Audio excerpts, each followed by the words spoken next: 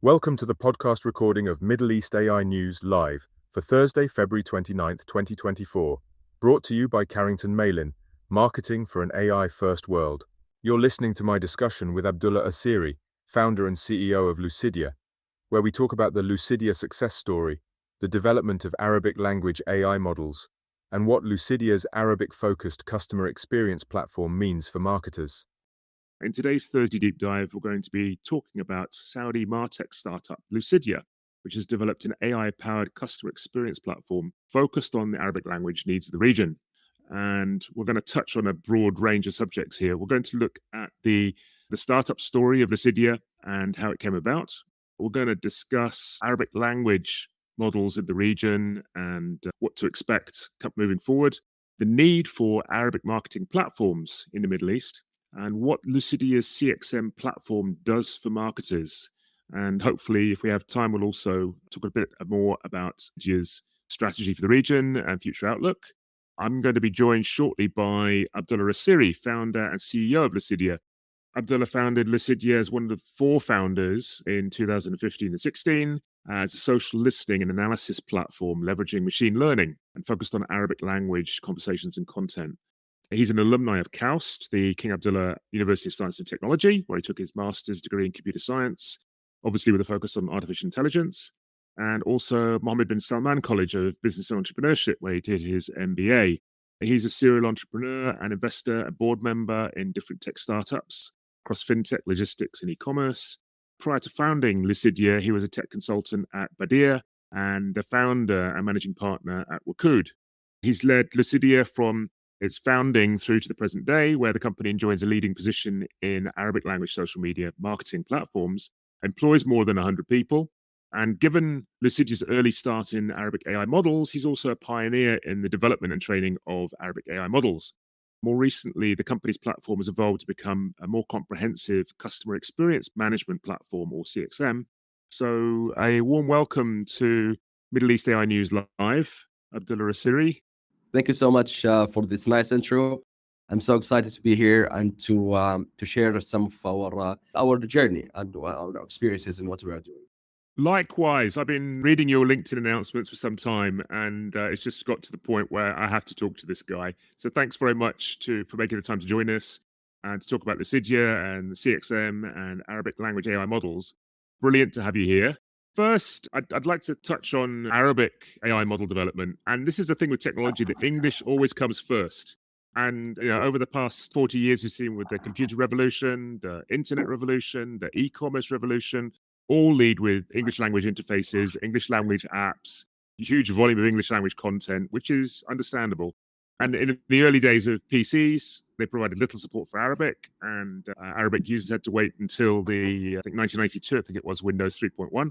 Likewise, thousands of websites and apps have been inspired by the internet, but we've still been a little lagging behind in the creation of Arabic online content, Arabic apps and platforms.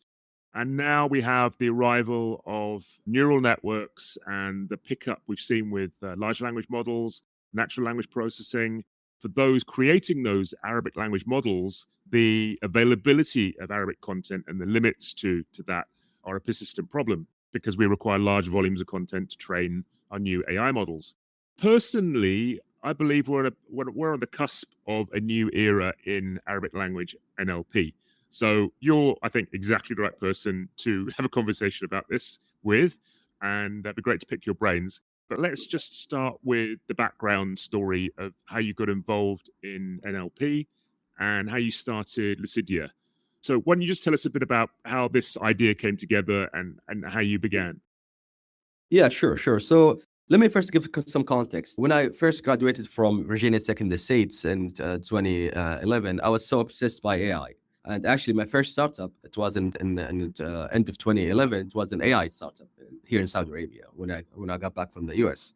Back then, you can imagine 2011, and you're developing an AI solution, especially in Saudi Arabia, is not really common, and it faced a lot of challenges. So after a couple of years, we raised fund, we went to the market, we secured some customers, but the market was not ready for AI basically at that time. So we shut down the company, but still passionate about AI solutions, and I still saw the gap in having AI solutions for the Arabic world, because we're almost 500 million people here living in the Arab region, and there's no decent AI solutions that can actually understand those people. So that's when I started back then.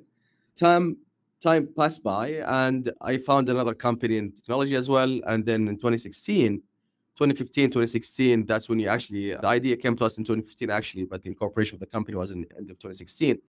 We saw a huge gap in the market, and we saw that the market is kind of getting ready to kind of understand the importance of AI.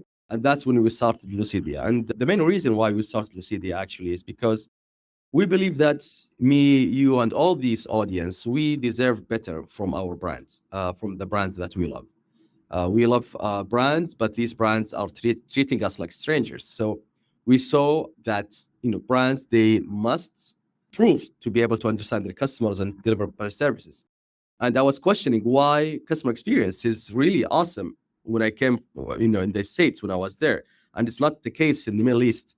And after a lot of research, we found out that these brands here in Saudi and other GCC countries and MENA countries, they want to deliver exceptional customer experiences, just like the ones in the US and Europe, but they are unable to do so because they don't have the right technologies. They don't have the right equipment, basically, to do so.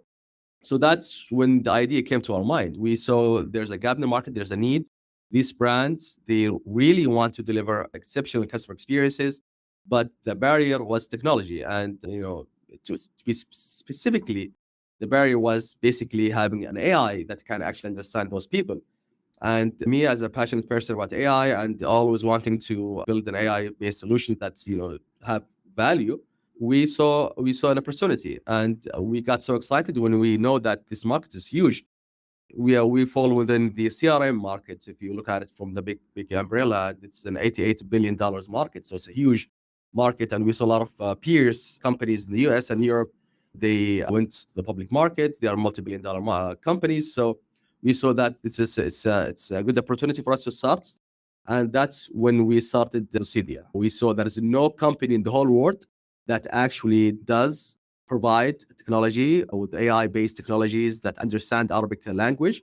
And I understand why. And maybe we can talk more about this later, but I understand why. It's a technology barrier. It's very difficult to build an AI engine that understands Arabic, since Arabic, it has so many dialects and so many different ways to write in Arabic. So we saw that this is a problem that can be only solved by local companies and can be only solved by people with the know-how in the industry and building digital solutions, and with people with passion.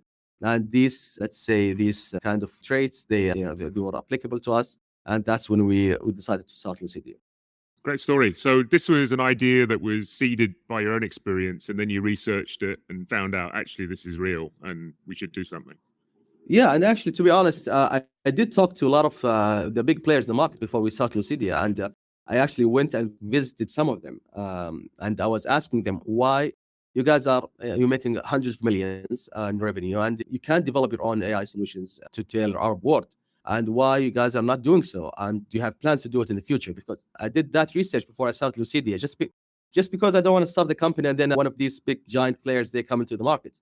And their answer was shocking, but yet it makes sense. They just told us that they're not interested because the market size in the Middle East is not as big as Europe and the US. Also, ROI in these technologies are not that much, because to develop these solutions, they will require to spend a lot of money in R&D, and then the market size is not big enough, so ROI does not make sense for them. So they were not interested. They exist in the bigger market. The dollar they can spend in marketing and sales, they bring them better ROI than the dollar they spend R&D to develop for these markets. So yeah. So how did you zoom in on your first solution, and did that come out of the work that you were doing in machine learning, or was it a need that you took back to work on with machine learning? It's a need that I took back to machine learning. I did not work on this while I was doing my master's, to be honest. But I have the foundation of AI. I know what it can do, what it cannot do, what I need to do to be able to develop these models. And I knew that it's going to be very challenging because, again, the complexity of Arabic. But then with the bigger challenge, the bigger the reward is, right? And the higher the barrier for competition. So that's what we did. What do you think were the main challenges in putting this together at the early stage? Well, couple of challenges. The biggest one was actually to find the right people as a talent, to join the team to develop these AI solutions that we need. Because me and my co-founder, CTO, Dr. Zuhair, were not enough. We needed to hire more people to be able to build these solutions, and to find the right people in Saudi. 2016 was very difficult because AI was not, was not hype like today, and there were not a lot of talent. So finding talent was an issue. Another issue was secure the needed funding to be able to start this journey, because pitching to investors that we're going to be building an AI solution that does something that all other competitors worldwide could not do was very hard to believe. So securing funding from these investors was difficult. And also because, again, if we go back in 2016, AI was not really mainstream like today. And people, the investors, they were skeptical about AI. So convincing them was very difficult. And the last thing is basically selling the solution. After we built the solution, after we went to markets, selling the solution was difficult because we are an enterprise-focused business. We sell to enterprises. And then if you go to an enterprise company, a huge company, I tell them that we have a cutting-edge AI solution developed by an unknown company, which is a new company, a startup company. And also this company is a Saudi company. So it's a local company.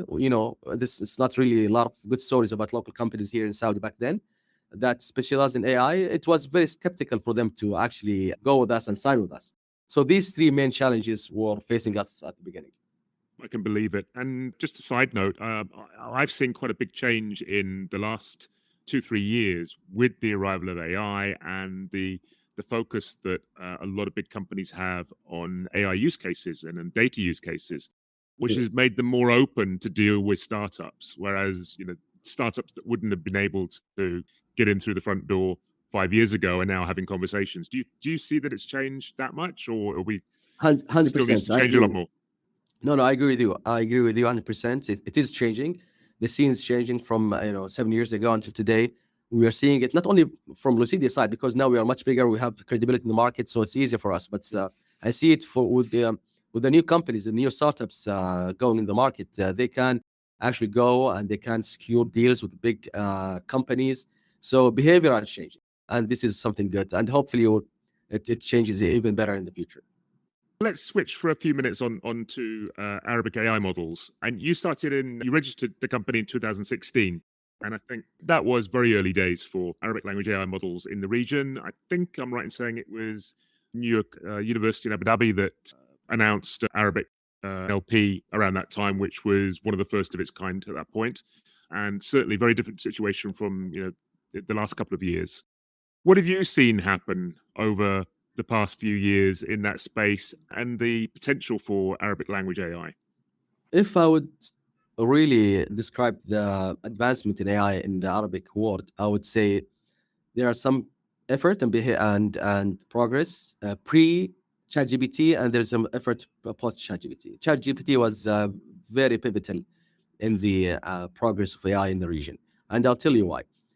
Before ChatGPT, there were attempts from organizations in the Middle East to develop their own Arabic-based AI solution, all that. And we saw a lot of research entities within universities coming with a lot of AI models, but almost none of them, they were commercialized. The reason why it was purely R&D, is purely niche-based kind of models that works in very specific small set of problems, or it were not scalable, or it was not meant to be commercialized for commercial or licensing reasons, and so on and so forth. So there was an effort, but very minimal efforts, and it was very few numbers of actually research centers that actually work on AI. That was before ChatGPT. Post ChatGPT, things changed dramatically actually in the region, and the reason why is, which I'm really thankful for OpenAI, is because OpenAI showed the whole world what AI can really do and how AI can disrupt not only companies, can disrupt also the whole industries, and can disrupt even governments. So that kind of unlocking the potential of AI that happened by OpenAI opened the eyes of worldwide, of course, but especially here in the Middle East, they opened the eye of a lot of government leaders, a lot of policymakers, that's having a AI that built locally and understand your audience and your citizens or your people is not only, it's not luxury anymore. It's something that's it's a national security, something that it's a very strong competitive advantage, and that's when we started to see a lot of money and a lot of efforts, putting in AI. So that's what's happening. I think today in the Middle East, it's effort in building AI models from different countries, different research centers are accelerating, and it will only accelerate in the future. And I'm very optimistic to see a lot of great innovation coming from this region, especially when it comes to Arabic AI. Yeah, absolutely. And the no overestimating the impact of ChatGPT, because that really inspired people all over the world. In this region, you could see, though, with ChatGPT, the number of startups in the US and Europe it inspired, and the products, some of them, it has to be said, not very good, coming to market at a very rapid pace, nearly all of them English language. And at that point, and I think still to a large extent today, there's no Arabic language LLM standard that developers are, jumped on to create similar applications. Do you see that changing in the short term? Because it's something that I think, we're at the cusp of seeing something change here, of having a broader spectrum of developers being able to use Arabic models that they can build things on. Look, I think it's just a matter of time until we see a world-class Arabic-based LLM. It's just a matter of time, and I'm expecting it to be, if not this year, maybe early next year. I know a lot of research centers, big ones that are doing it, and here in the region, and I know a lot of startups are working on this, and us in Lucidya, we are also building our own LLM model for Arabic language. So it's just a matter of time until we see a world-class Arabic LLM coming from this region that can actually solve a lot of problems and also open a lot of opportunities for even future use cases or future startups. Yes, and a lot of the opportunity is hidden, isn't it? Because it's not the general purpose consumer apps that, always make the most money. There's a lot of very focused domain specific apps. And if you look at Saudi's industrial sectors, some of them are very, very big and deserve a wide range of different AI models that can cater to different needs. All of that opportunity is Arabic language. I agree with you 100%. Just like in other innovations or some previous innovations, when they started at kind of generic kind of innovations for generic use cases purposes, and then people, they take that innovation and they start to apply it in certain vertical, certain focuses to kind of optimize this generic solution to be optimal for specific use cases. And this exactly what's going to happen in AI.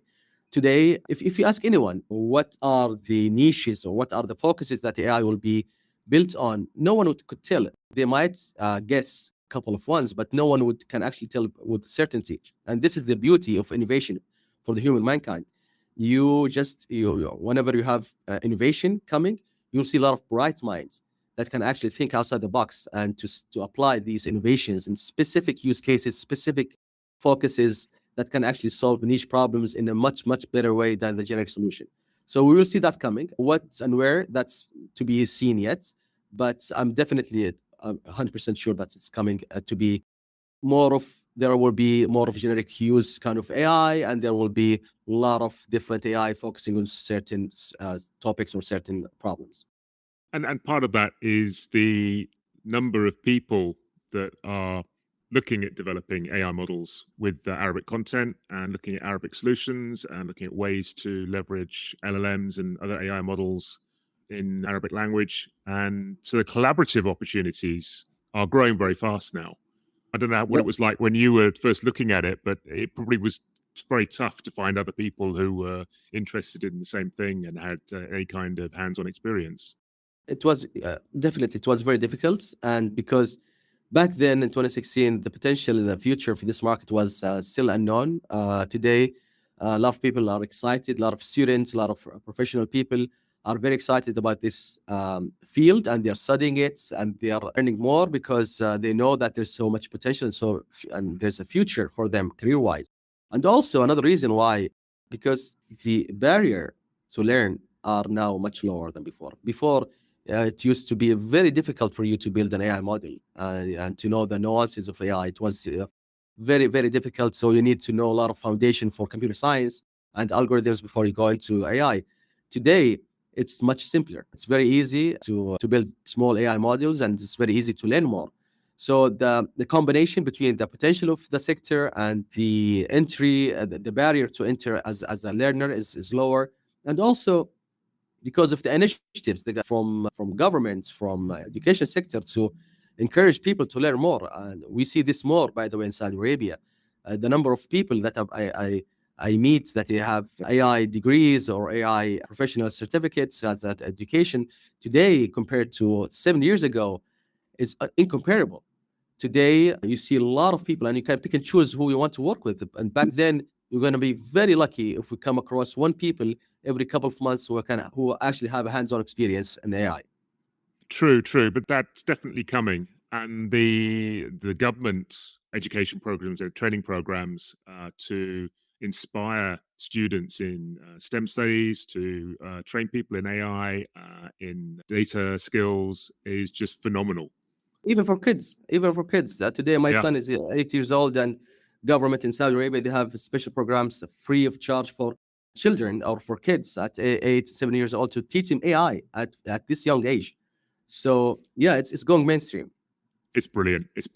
And that for the future, that just bodes so well because you have a critical mass of young people that are interested in this.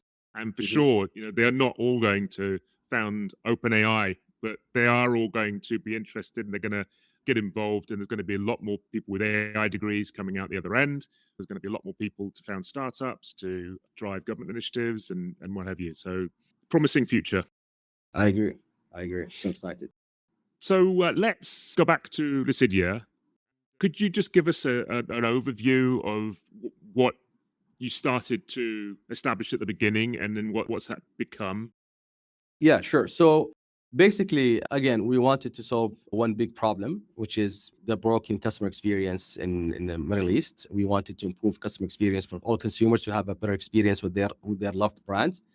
But you cannot tackle this huge, humongous problem from the beginning without beginning from somewhere.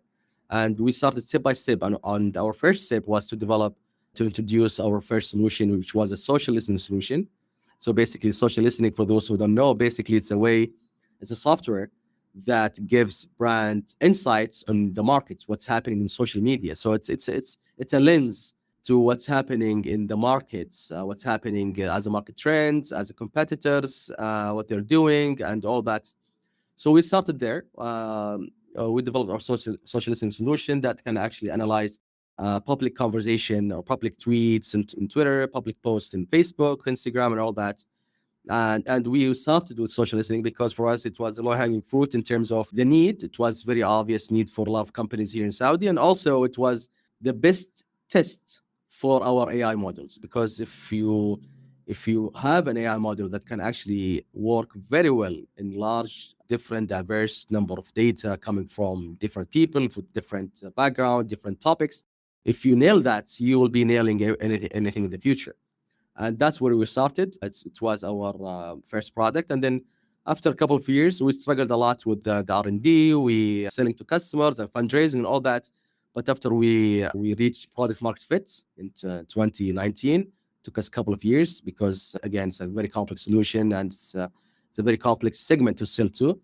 Then we saw that it's the right time to continue our vision, which is building this all-in-one customer experience management platform that can actually help brands end-to-end, not only social listening. And that's when we introduced our other products, omnichannel, CDP, the customer data platform, surveys, and recently our engagement product. So this is the story where we started and where we are today. In terms of the social listening, that utilizes AI. And what would be the difference between your product that uses Arabic natural language processing and products that don't use AI? Great question. So basically, if I want to kind of segment these products, so we have products that don't use AI, and then there are products that uses AI, but they don't understand Arabic. Their AI is not built for Arabic language. And then there's AI that's built for Arabic language, obviously. So the ones that they don't actually have any AI capabilities in place, these tools are actually, their only function is to collect data from all these different sources and display them for a user and just give them a very high level quantitative kind of insights, like how many mentions you got, how many DMs you got, how fast you replied, and all that.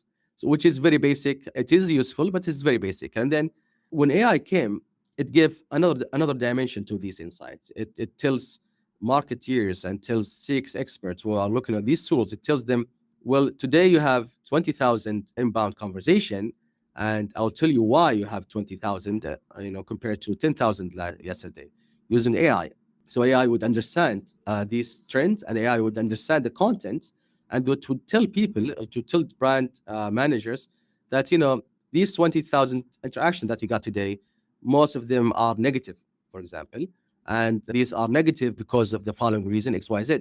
So instead of you going through all these tens of thousands of posts and kind of knowing the story and what's happening, and by that you're wasting time and a lot of errors in doing so, and you get results very slow. You don't get the conclusion very fast. AI understanding all this data, and now when you have a kind of an AI that does not understand a specific language, in this case Arabic, then it's the same as if you have a solution without AI.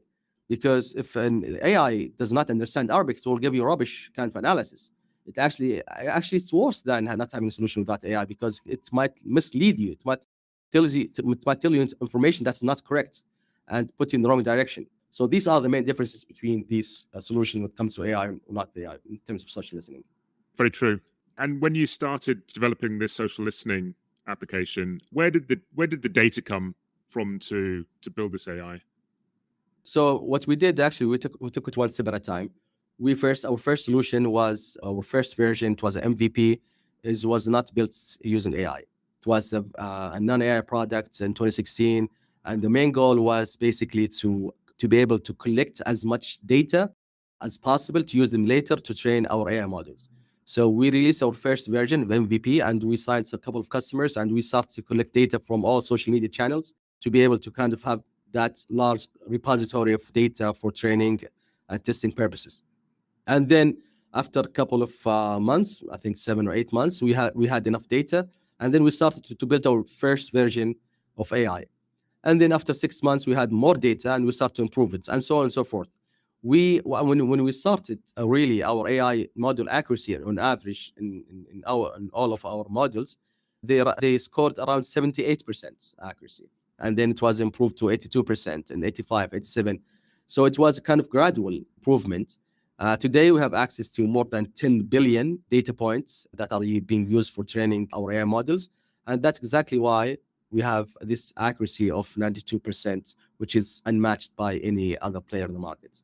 Wow, that's impressive. And I'm guessing that's a mixture of data that you've curated and data that you draw from social media sites, other sources. So basically, it's a combination. So number one is data that we kind of gather from all these social media sites. Number two is the feedback, the human in the loop feedback, we call it in our industry. So basically, it's the correction that we get from our customers, our correction to our AI models. These corrections are taken into consideration in training future AI models. And the last one is we have a crowd annotators team, we call them. So basically, those are people who actually have access to a large number of our data, and they annotate these data based on a lot of different annotation classes. So we use combination of this and that to be able to enhance and build our AI models. Sounds quite comprehensive. Okay, so the social listening, it's very clear why AI is a good fit for that and the value that you get back from that. But you've recently launched Lucidya Engagement. So basically, let me give a brief kind of description of each product, because it gives more context on what we do. So social listening is basically a product that gives you the insight on market trends and competition and all that. Omnichannel, on the other hand, is a product that gives you, it's your lens to your own digital channels. You're not looking at the marketing like social listening. You're looking at your own performance, your own digital channels. So you can connect to your own WhatsApp. You can connect to your own email. You call center solution, all your social media channels, and you have this analysis in one place. Survey is another software that we launched. It's obvious what it does. Is you build survey in Lucidya and you capture feedback. And then CDP, the customer data platform, is our kind of engine that can actually gather data from all your different channels and all different sources and put them in one place. And it uses AI to give you some kind of prediction on customer behavior and churn probability and satisfaction and all that. So it's your kind of all-in-one unified database for your customers in one place. So you can look at each customer as an individual. You look at, let's say, someone called Muhannad, and you see all the interactions from Muhannad at different channels. So that's CDP. And then we launched engagements, and it's a very exciting product. It's a very revolutionary product in terms of what it does. Our engagement product is just engagement in a way that it allows you to not only listen and analyze, it allows you to reply and engage to all these conversation, all these feedback that you collected through Lucidya. But the beauty of our engagement product that we launched recently is it's the first product that's in the world that is built ground up from day one using Gen AI. So it's not a product that it used to be there and then we applied Gen AI and kind of enhanced it. No, it was built from ground up having Gen AI in mind. So what it does basically as extra things from other peers in the market is every single interaction that you get, if it goes to a human agent or a customer agent, the customer agent would actually have different ways of suggested AI replies. So if someone talk to you, let's say, and asking you about working hours, our AI using the knowledge base from this brand and using all the policies and procedure for this brand would suggest to the human agent what is the best response for this person. So basically, customer agent will not be required to type in questions anymore. They will have all the answers. They have all the answers ready. They just review it and click send, and it will be sent, or they can edit it. So this will increase efficiency and productivity for agents by so much, because their job is not now just more of supervision, kind of being a supervisor of what the AI is basically selling them. And it helps customers to receive very fast answers to their inquiries. Fantastic. And when was the engagement module introduced? We introduced it or we announced our engagement model in our annual event, Game Changers 2023. It was last October. That's when we announced it, and we started to roll out to our customers beginning of this year. So today, since Feb, it's officially launched and public to any customer. Fantastic. Obviously, this is a suite of products that work together. Yeah, definitely. And that's what makes it beautiful as well, because before that, you used to have different technology providers. You have software for engagement, software for survey, another one for analytics, and then another one for CDP. So you have all this mess of different software, and you have to do all this integration together. Today with Lucidya, we are unifying everything in one place. It's one platform, one access. You log in, you see all these capabilities, all these products in one place, and these products are talking to each other in a very seamless way. So that you as user, you don't have to waste your time in terms of integrating or moving data or worrying about duplicating data and all that. It's all in one place. And we're not stopping there, of course, because we're completing this customer experience cycle. That's quite a powerful proposition, because also you have the differences in Arabic language capability across different platforms if you're using many different platforms, which doesn't help either. So the fact that you've got one consistent reference for Arabic, particularly with Gen AI, then that's great as well. Yeah. Okay, so back on the CXM platform, this is now becoming quite a substantial platform for customers. Have you got a vision for what's next, or what are the things that are on your roadmap? Yeah, sure. So today, after our engagement product, which we just launched, and also we introduced last year our call analytics solution, which analyze phone calls. So basically, you don't really stop at text. We go to audio as well.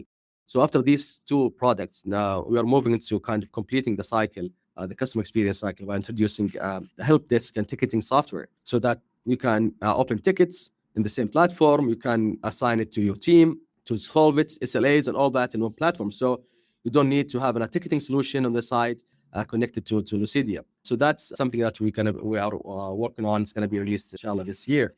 And what's next for us in the future is to be able to really serve more customers, because today we are more focused on enterprise and mid-market kind of segments. But we know that SMEs, they are in desperate need for these solutions. And we until today, we are very focused on enterprise and mid-market. And the only reason why we are focused because enterprise and mid-markets, to be able to serve them, you have to be really, really focused on their needs and desires.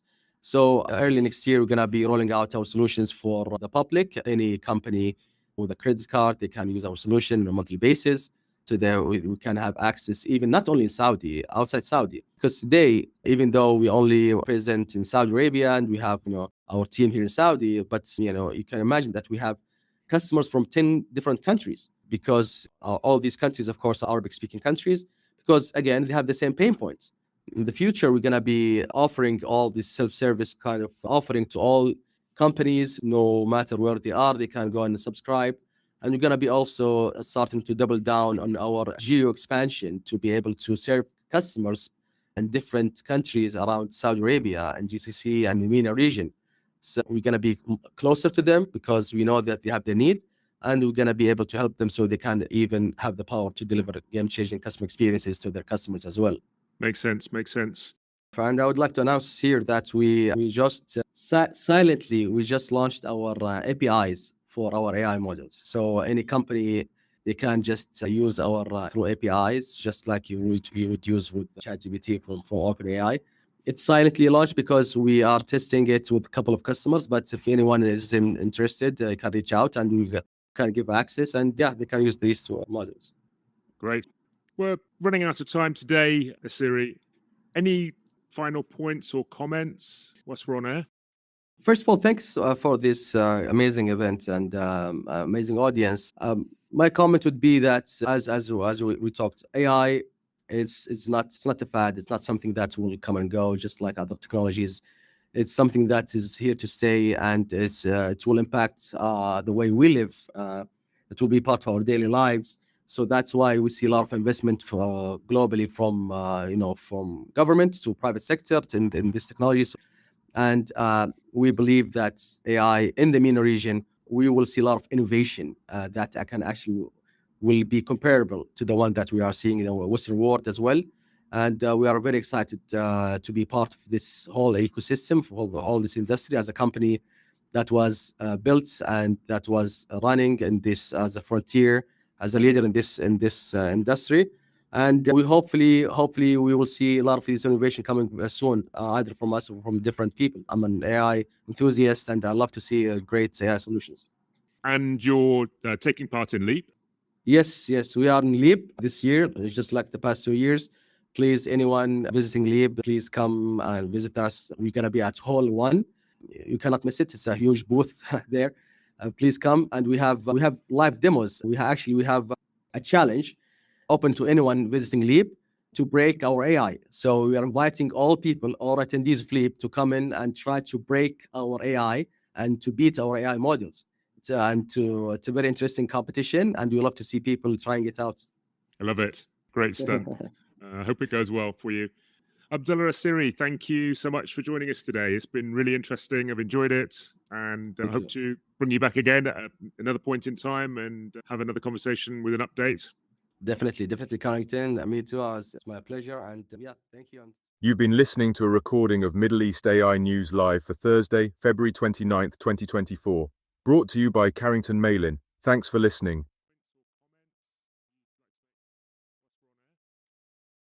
First of all, thanks for this amazing event and amazing audience. My comment would be that as we talked, AI it's not a fad. It's not something that will come and go, just like other technologies. It's something that is here to stay, and it will impact the way we live. It will be part of our daily lives. So that's why we see a lot of investment globally from government to private sector in this technology. So AI is there to stay, and we believe that AI in the MENA region we will see a lot of innovation that can actually will be comparable to the one that we are seeing in our Western world as well. And we are very excited to be part of this whole ecosystem for all this industry as a company that was built and that was running in this as a frontier, as a leader in this industry. And we hopefully we will see a lot of this innovation coming soon, either from us or from different people. I'm an AI enthusiast, and I love to see great AI solutions. Great. And you're taking part in Leap, am I right? Yes, we are in Leap this year, just like the past 2 years. Please, anyone visiting Leap, please come and visit us. We're gonna be at Hall 1. Points or comments you'd like to make whilst we're on air? First of all, thanks for this amazing event and amazing audience. My comment would be that as we talked, AI it's not a fad. It's not something that will come and go, just like other technologies. It's something that is here to stay, and it will impact the way we live. It will be part of our daily lives. So that's why we see a lot of investment globally from from governments to private sector in this technology. So AI is there to stay, and we believe that AI in the MENA region will actually we will see a lot of innovation that can actually will be comparable to the one that we are seeing in the Western world as well. And we are very excited to be part of this whole ecosystem, for all this industry as a company that was built and that was running in this as a frontier, as a leader in this industry. And we hopefully we will see a lot of this innovation coming soon, either from us or from different people. I'm an AI enthusiast, and I love to see great AI solutions. Great. And you're taking part in Leap, am I right? Yes, we are in Leap this year, just like the past 2 years. Please, anyone visiting Leap, please come and visit us. We're gonna be at Hall 1.